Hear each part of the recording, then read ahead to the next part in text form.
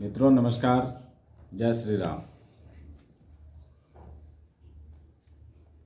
शुरू करते हैं आज का प्रसंग।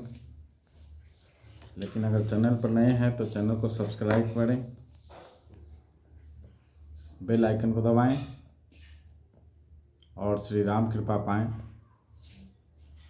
आप सभी के ऊपर राम कृपा बनी रहे। शुरू करते हैं आज का प्रसंग।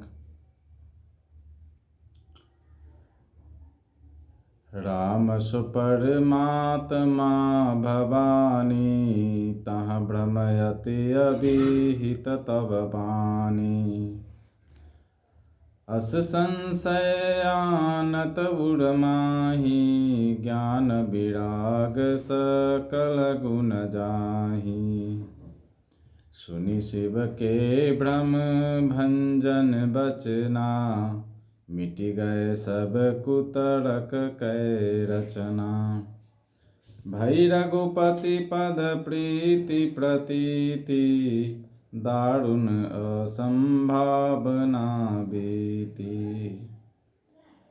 पुनि पुनि प्रभु पद कमल गही, जोड़ी पंकरुहु पानी।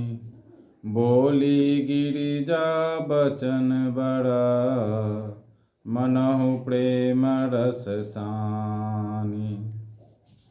शशिकर सम सुनी गिरा तुम्हारी, मिटा मोह सरदा तप भारी। तुम कृपाल सबु संशय हरयु, राम स्वरूप जानि मोहि पड़ेउ। नाथ कृपायब गयौ विषादा, दुखी भयउ प्रभु चरण प्रसादा। अब मोहि आपनी किंकरि जानी, यद्यपि सहज जड़ नारी अयानी।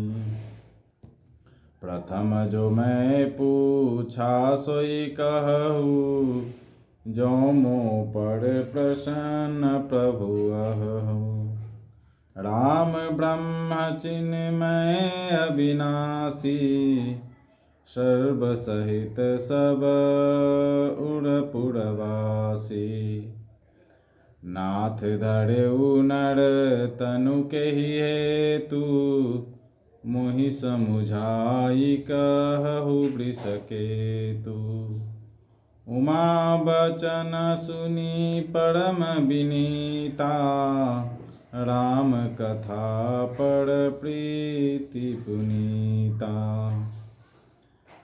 हिय हरषे कामारितवा, शंकर सहज सुजान। बहुविधि उमहि प्रशंसि पुनि, बोले कृपा निधान। नवाह परायण पहला विश्राम, मास परायण चौथा विश्राम।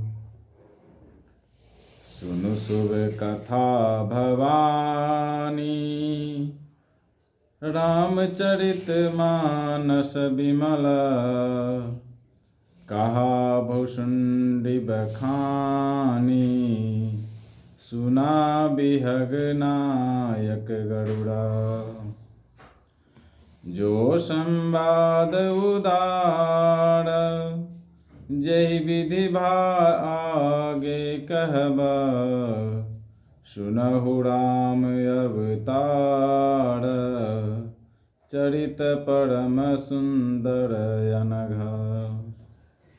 हरि गुण नाम अपार, कथा रूप अगणित अमित। मैं निज मति अनुसार, कहूँ मां सादर सुनहु।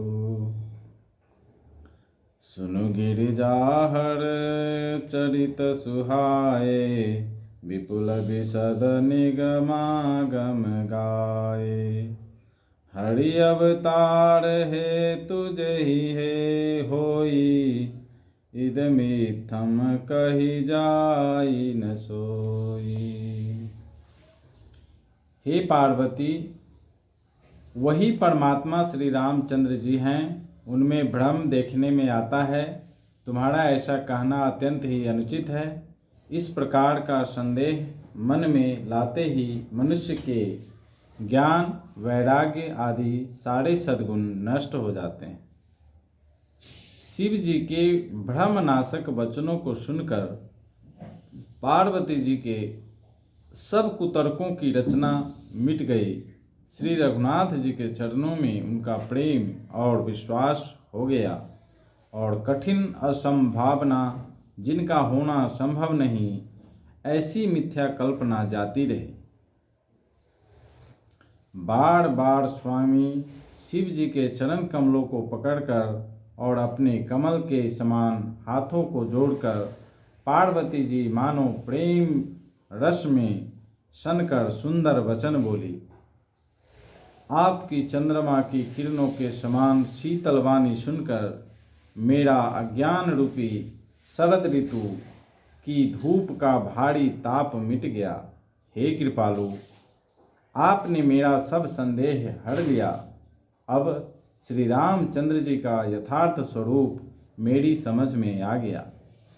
हे नाथ, आपकी कृपा से अब मेरा विषाद जाता रहा और आपके चरणों के अनुग्रह से मैं सुखी हो गई।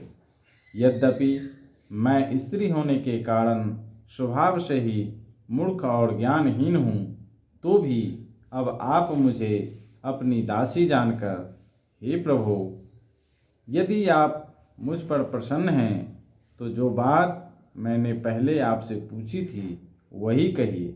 यह सत्य है कि श्री रामचंद्र जी ब्रह्म हैं, जिनमें ज्ञान स्वरूप हैं, अविनाशी हैं, सबसे रहित और सबके हृदय रूपी नगरी में निवास करने वाले हैं। फिर हे नाथ, उन्होंने मनुष्य का शरीर किस कारण से धारण किया? हे धर्म की ध्वजा धारण करने वाले प्रभु, यह मुझे समझा कर कहिए। पार्वती के अत्यंत नम्र वचन सुनकर और श्री रामचंद्र जी की कथा में उनका विशुद्ध प्रेम देखकर तब कामदेव के शत्रु स्वाभाविक ही सुजान कृपानिधान शिव जी मन में बहुत ही हर्षित हुए और बहुत प्रकार से पार्वती की बड़ाई करके फिर बोले। हे पार्वती, निर्मल रामचरित मानस की वह मंगलमयी कथा सुनो, जिसे काकभुशुंडी ने विस्तार से कहा और पक्षियों के राजा गरुड़ जी ने सुना था। वह श्रेष्ठ संवाद जिस प्रकार हुआ वह मैं आगे कहूँगा। अभी तुम श्री रामचंद्र जी के अवतार का परम सुंदर और पवित्र पापनाशक चरित्र सुनो। श्री हरि के गुण, नाम, कथा और रूप सभी अपार, अगणित और असीम हैं। फिर भी हे पार्वती, मैं अपनी बुद्धि के अनुसार कहता हूँ, तुम आदरपूर्वक सुनो।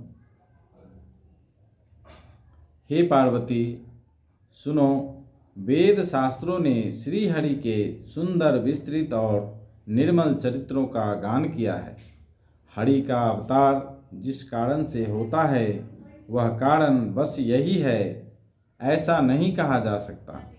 अनेकों कारण हो सकते हैं और ऐसे भी हो सकते हैं जिन्हें कोई जान ही नहीं सकता।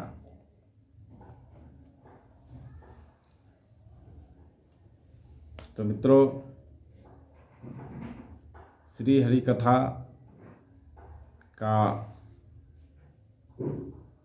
श्रवण हम सब के लिए कल्याणकारी है, हर प्रकार से कल्याणकारी है। तो इससे पढ़ना, इसको सुनना, किसी भी तरीके से इसका लाभ लिया जा सकता है। हरि अनंत हरि कथा अनंता, कहीं सुनहि बहु विधि सब संता।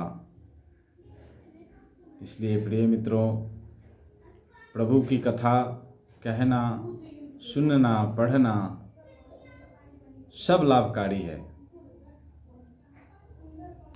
चैनल को सब्सक्राइब करें और इस कथा प्रसंग में बने रहें लगातार। मिलते हैं कल नए प्रसंग में, तब तक के लिए जय श्री राम।